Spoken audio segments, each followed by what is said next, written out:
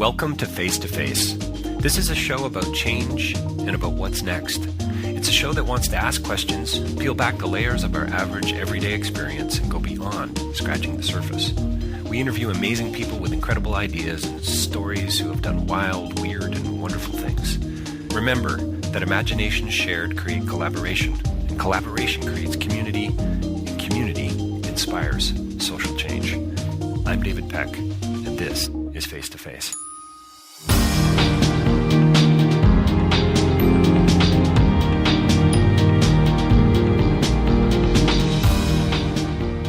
So my next Hot Docs interview is with Egil Larsen. He was calling in from Oslo today, so at points the line is a little faint, but I hope you'll stay with us. We had a great conversation about his new film, 69 Minutes of 86 Days. Is this not a great title for a film? And I think it already, it certainly set the tone for me and for some of the establishing shots in the film for the way Egil sets up his story. You're going to want to not only listen to this interview, but you are going to want to run out and see this film. It's at Hot Docs.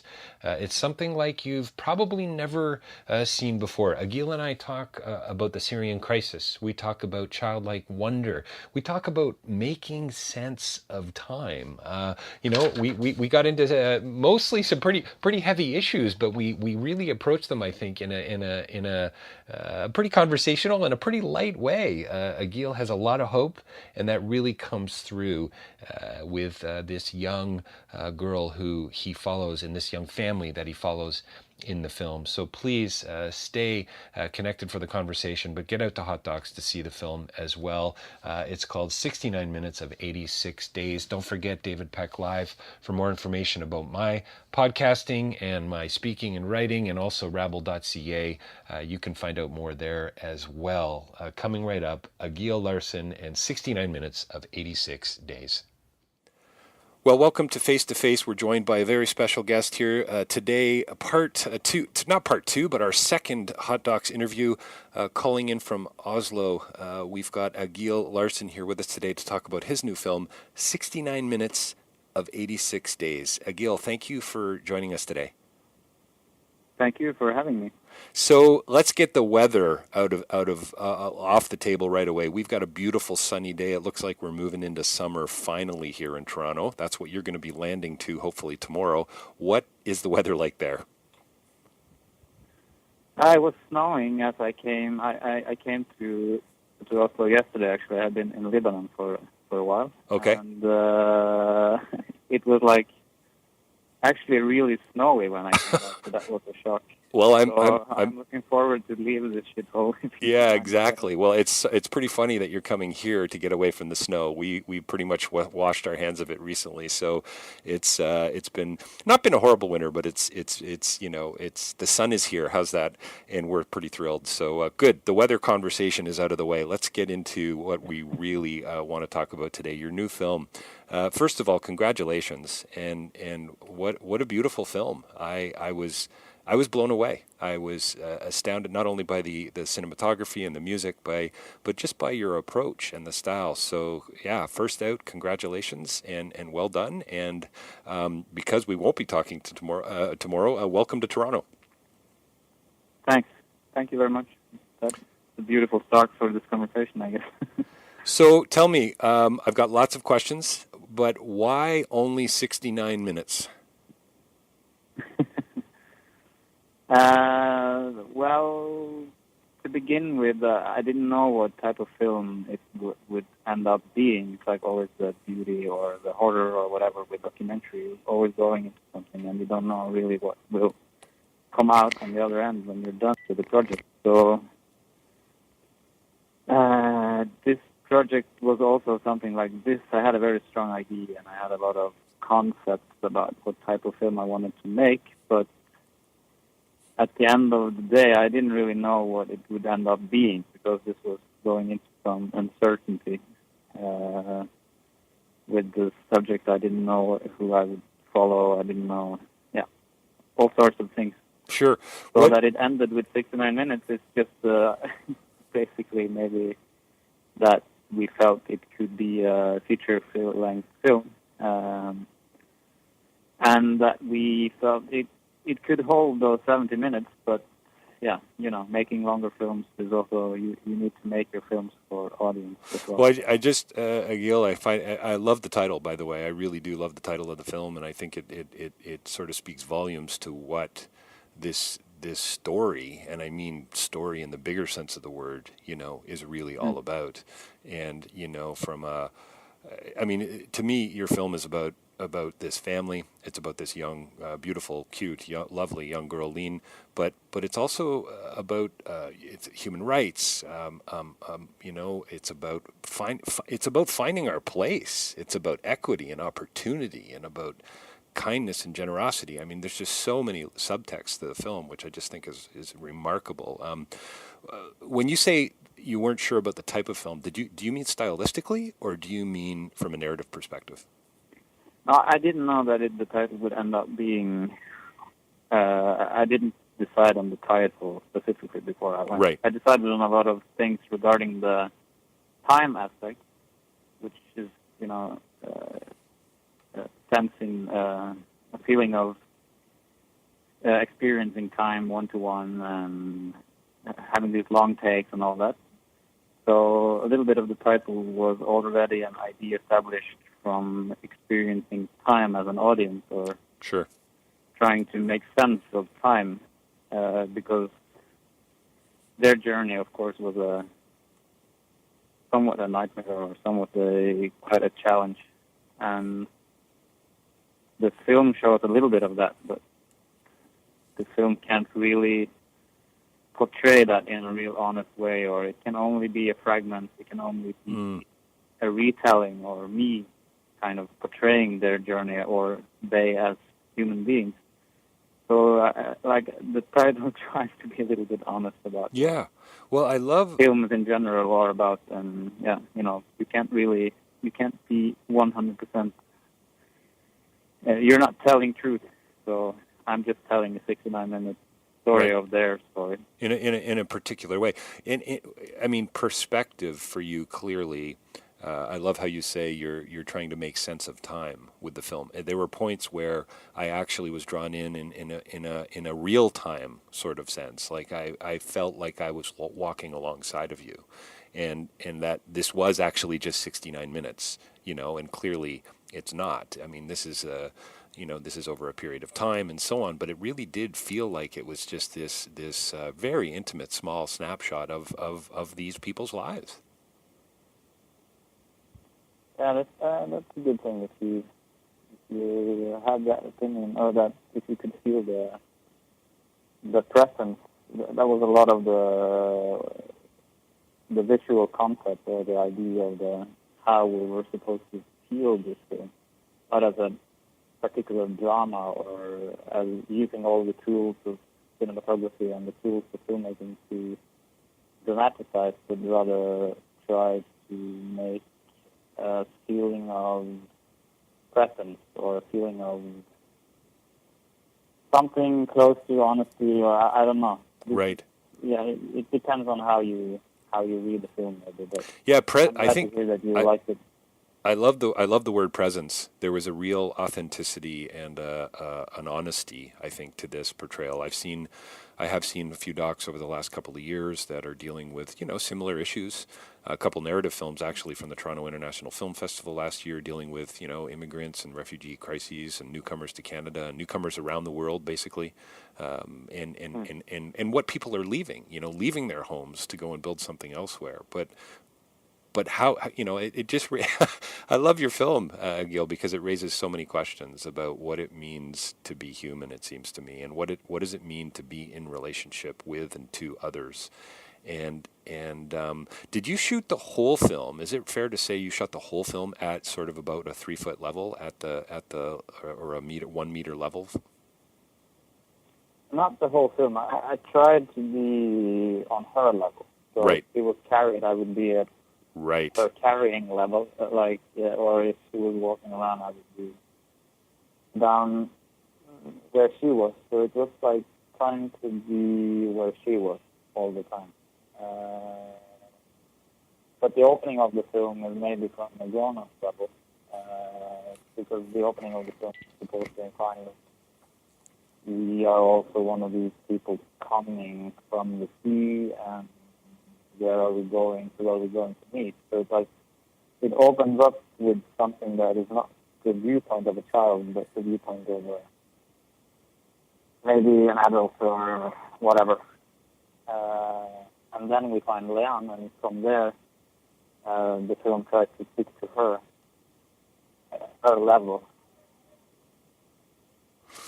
There's a as difficult as the subject is, as difficult as these, even the opening images are, and the implications of your opening images on the beach, and what preceded your opening images, obviously, are the questions we have to be asking ourselves. And trauma, separation, all kinds of pretty horrific things. There does really seem to be this beautiful and connected thread of hope. Mostly, it seems to me, communicated through Lene, this young girl. Can you talk about that sense of hope, Egil? Did you go into the project feeling that? Did you come out feeling that? Could you unpack that a little bit for us? You mean the sense of hope? And, yeah, the sense of hope. While filming. Yeah. Like what? So I guess there's a few questions there. But did you lose hope as you started to tell this story more, or as you learned more about what was actually going on? Because you've beautifully communicated this sense that there is a reason to be hopeful. Yeah, some parts at some point. Some of the idea of this film came out of that. I was feeling that the media and the stories portraying this crisis, or whatever you want to call it, and the people that was part of it, wasn't, it's quite dramatic stories that you hear, and you know that the stories are dramatic, so the whole picture is painted out for us quite clearly that there is a horror going on, and there are really bad things in the world, Mm-hmm. But maybe as a consumer of media, and as a consumer of images, and as a consumer of news articles and news shows all the time, we are shaped into something that are portrayed for us. And ever since, media started to show us these images of the horror of the world, we have kind of turned a little blind eye to what is happening. So I feel that there is a little bit of a change in the way we are perceiving images or perceiving stories from around the world. And the more we keep maybe prompting, or the more we keep talking about the bad stuff that is going on, we also have to remind ourselves that we need to tell some stories of hope, or some stories of human relations, and because everywhere, families are families everywhere. People are people everywhere. This is not something that you can hide, even though it seems that we becoming a more and more polarized society. We keep on forgetting that, wherever we grow up or wherever we end up in our lives, there are always these beautiful stories. And this was some of the pillars of the ideas of this film, that we needed that humane story. We needed that story coming from a perspective that was difficult to put into a horror context. You know what I mean? Yeah, no, I think I know what you mean. Do you think it's fair to say that? So you mentioned that, and I'd love to hear more about this from you, especially post the making of this film, and you must have developed some pretty intimate relationships with the folks, the Syrian folks in your film. But you say there's a change in how we perceive images in the world, and I'm imagining you mean that in a negative way, that images are to be consumed. They come, they go. We see hundreds of them, thousands of them every day, but we don't really. They're out of context, I guess. And is it fair to say that you're saying as we start to see more of these hopeful stories, does that change the way we see the world, do you think? Are you that I mean, Egil, I'm that Yeah. idealistic. I'm that idealistic. I do believe that, but I'd love to Yeah. hear your thoughts. No, I mean, I don't know if things are changing that much, but I know that we are consumers of, or we are consuming everything, all kinds of information that flows around us, and a lot of that information or a lot of that is portrayed in a very negative or a very gruesome way. Mm. And in the end, it's hard for maybe us Norwegians or Europeans or North Americans or whatever to maybe relate to that image of the world. And in the same way, we become pushed away from Right. something that is also reality. Of course, maybe in the 60s or 50s or whatever, when the horror of the world maybe needed to be shown to people, at the same time when all the horror is everywhere around us, also we have to show each other that the beauty of the world hasn't disappeared. And yeah, we have a responsibility as storytellers or filmmakers or journalists or whatever to try to tell some of those hopeful stories, some of those hopeful moments between people, Yes. even if they are coming out of the war or if they are coming out of something horrific as war is. There will always be that family situation, that relationship between people and love and everything. It's there. We just have to be reminded this is also part of life in war or No, it's good. I really do. I love your idealism. I love the focus on the hope. I mean, as a filmmaker, as a storyteller, you had every opportunity to tell a variety of different stories here. You could have really, I mean, the way the film opens, you wonder where we're heading. You could have really focused on the horror of all of this, but instead, it seems to me you really, I mean, one of the core aspects of this film is family. Is that sense of community? I mean, this is really a family road movie in every sense of the word. You know, the crossing of the tracks, the train, the buses, the walking, the beach. I mean, it's really quite lovely the way it all. You know, we go from here to there in a matter of 69 minutes, and I think we do find our way home. I mean, you know that the horror is there, of course. Yes. You've heard all the stories, and the film is helped in that way.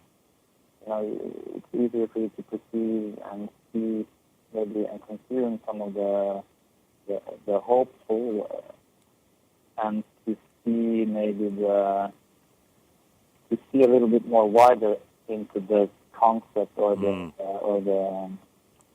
surroundings of this story. That the horror is there, definitely. I mean, this is the biggest human disaster since World War II. So things are happening. I mean, there are really bad things happening. But I think it's worthwhile to try to remember that within that there is hope and there is a lot of nice things going on. There's a lot of nice people and nice relations. Why did you, Egil, why did you wait so long before there was any real dialogue in the film? And I think I noticed it was around the 13-minute mark before we actually hear the family chatting with one another. And the basic idea of the film already from the start was that we were going to follow the child, and we were going to try to experience this journey or this, let's say, this environment or part of the world as we have learned in the refugee route, or whatever you can call it, from the child's perspective. So I kind of felt that I didn't. If there was dialogue, I would keep it in. But if there wasn't, I wouldn't try to push the dialogue into the film, or push any information into the film that have been, somewhat relevant to maybe the child's perspective of it. Right. Because everything in the film is trying to be seen as child sees it, as the child, or what the child sees as important or relevant, maybe for her. Yeah, it's good. So I try to keep some of that into the ideas of the. Well, you know what's so cool to me about it, and so meaningful to me that resonates is as a pretty young. I have a 9-year-old and 11-year-old, Spencer and Victoria, and I mean, as they were growing up, I mean, so much of what a young child does is observe, right? We see the world in a particular way. We're watching others. We're watching adults. I love the shot of as the camera turns to, I think, the sun coming up on the beach, and also very hopeful kind of opening to the film in a sense. But this is this young girl observing all these things around her and processing all this, and yet still maintaining this sense of mystery and wonder and a beautiful smile, and she's so present, as you mentioned earlier, and I think for me that's sort of what it said to me, man. Maybe it's time we step back and kind of listen, a little more. Yeah, I think we can learn a lot from the child. I'm sure we can learn something about. We can learn something from them in our daily life, maybe as parents or as somebody who knows children or who have experienced being around children. We can learn something from their naivety or their way of looking at everything with open eyes. Mm. Some of that was also the idea before we went out trying to find the main character or trying to find who we were going to follow. So, yeah, I really think that when you look at the child, or if you listen to the child, their openness towards people, or their openness towards what they need in the world is not shaped by in the same way that we adults have a preconception about how we're supposed to look at people we don't know, or how we're supposed to look at the kind of ideas we have about country, culture, skin color, or whatever. These ideas are these preconceptions are a child has taken them away. They haven't learned that. They don't have that luggage yet. So in that sense, I think we can learn something from that viewpoint. Yeah, there's no judgment in her eyes. There's no judgment in her conversation with, I'm assuming, with her father or with some of her family members. There's a beautiful moment near the end of the film where she's telling a story, I think, to her dad, presumably, and it's a really marvelous moment just to say, this. Again, talking about community and family, and I guess that sense of childlike wonder that we do seem to ignore, as adults, and it's really quite lovely how you portray it in the film. Hey, we're probably gonna wrap up here in a couple of minutes, Egil. I just can you tell me how did you find the family, and they seemed really open to you spending so much time with them. But can you talk a little bit about that? Yeah, we went to Kos, this Greek island, Kos or whatever, and we went there to try to find the kind of child for this story. And maybe somewhat as we see in the film, we just stumbled across Leanne. We kind of found her in the crowd. Wow. Not in the sense that we see it in the film, but we found her at that island. And she was that type of child that, sticks out a little bit in the crowd. She was very outgoing. She had that playfulness to her, and she had that spark in her eyes, even though everybody was really tired and everybody was down because they didn't. I mean, they just made it to Europe, and right, which is like there's a somewhat image of hope because you kind of made that journey, crossing the sea. You came all the way through Turkey, crossed the border from Syria, but when you arrive to Europe, suddenly you realize that tell, the journey is not over. Right. By Right. far. It's just started. Yeah, and there is there is a hopelessness. There is like you don't know what the future will bring. So Right. people are tired. People are very uncertain about what is going to happen next. But you could immediately sense it somewhere else. She was still, even though she realized that her family was really tired and everything was not really perfect, she still was on the adventure. She was still Right. playful. She was playing. She was having a good time at the same time as she was feeling that things were bad with them. And that playfulness was really perfect. I thought it was perfect for the story, and it was worth taking the risk trying to follow her story. And the family was immediately very open to this idea. We were very specific about what type of film we were making and Right. trying to explain them that we were following Leon, focusing on her story. And they were very open and extremely helpful to us, because I was traveling more than half of the way myself, and the rest of the way we were 2 people, and with a lot of heavy equipment and batteries and so forth. So the family was really helping us out and being extremely nice to us. So it became a little bit of a family. Which Yeah, was really important in the film. Yeah, well, you can really sense that. And did you pronounce her name Leanne? Yeah. So it's Leanne. Something like So that. it's Yeah. So it's Leanne. Yeah. Oh, okay. Sorry, I mispronounced her name earlier. I apologize. Yeah, it's really beautiful. You really, I mean, that sense of intimacy and that sense of family really does, I think, come through in the story and the screen and in the cinematography. Just the way you've pieced it all together. It really is quite marvelous. Did you guys come up against anything during the making of the film that was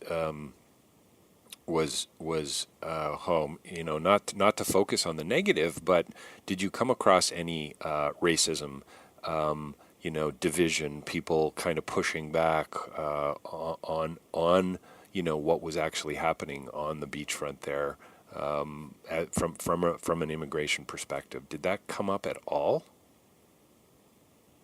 I mean, there is all kinds of tension in the air. Yeah, for sure. And you can feel it everywhere.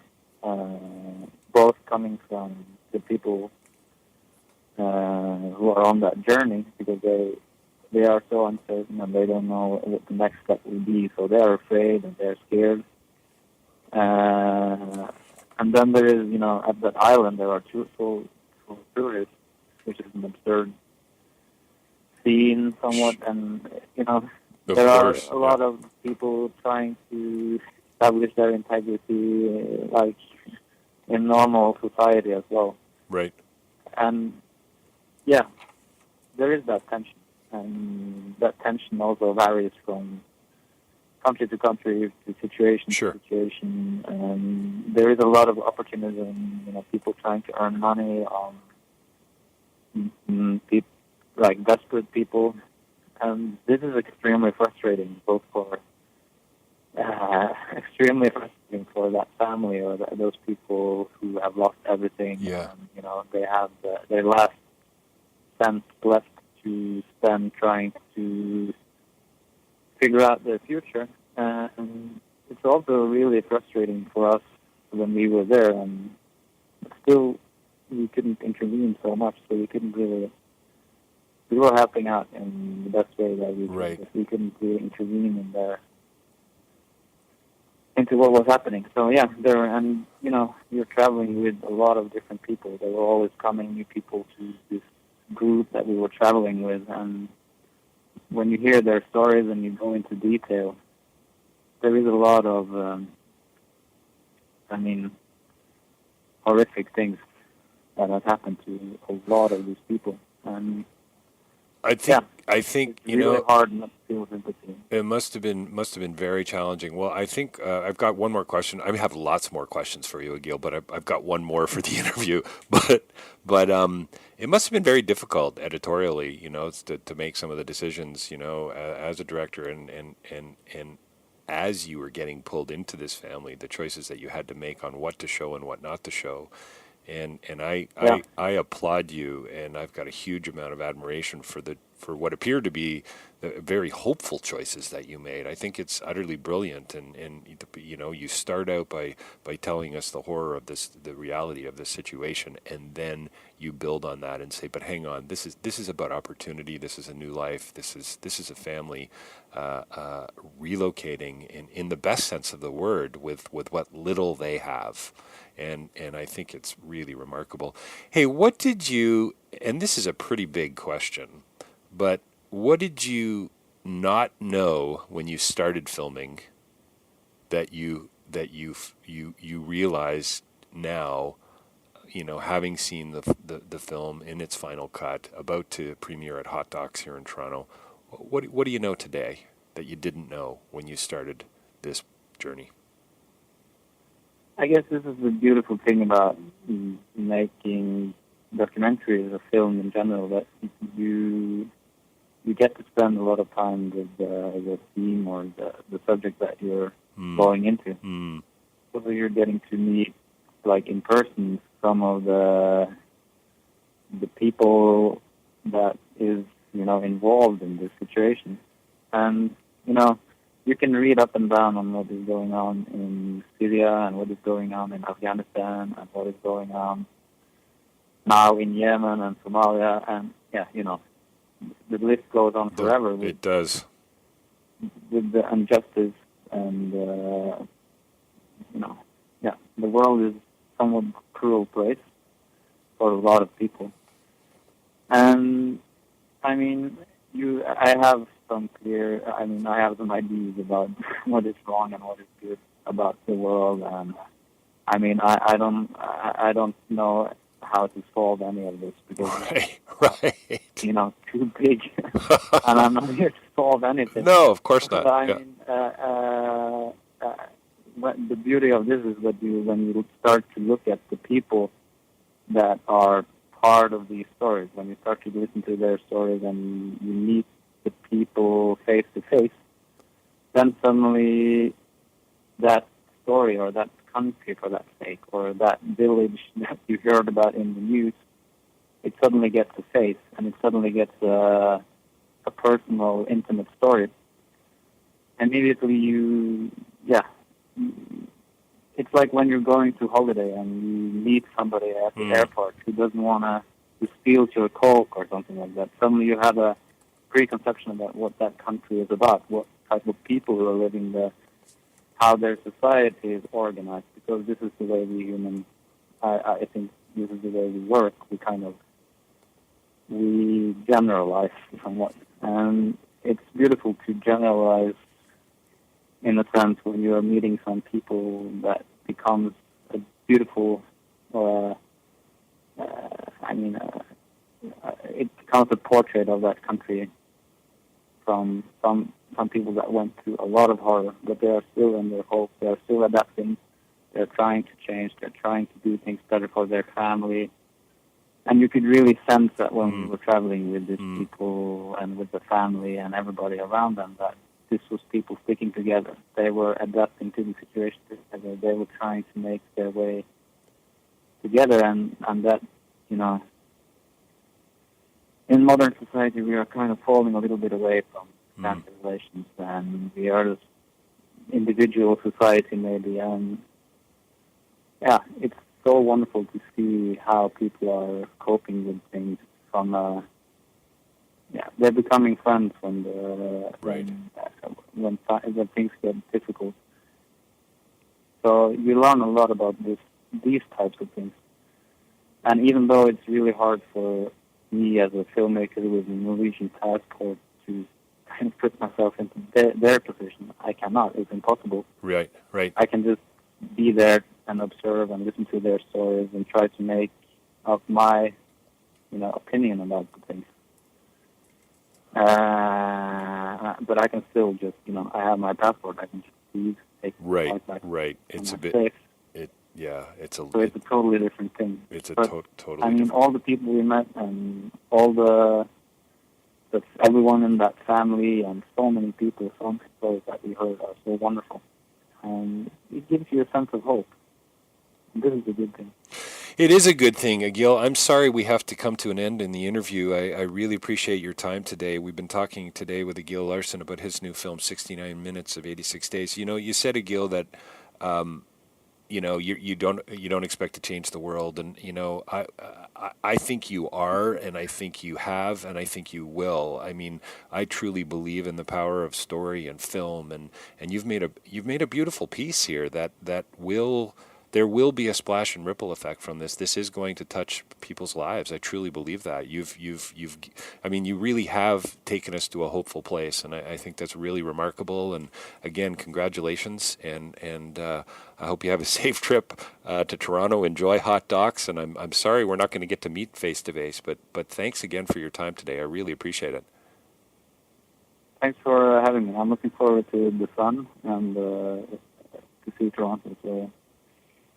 Hope to see you guys out there and coming to see my film. It would be great. Excellent. Thanks for your time, Egil. Thank you. Bye-bye.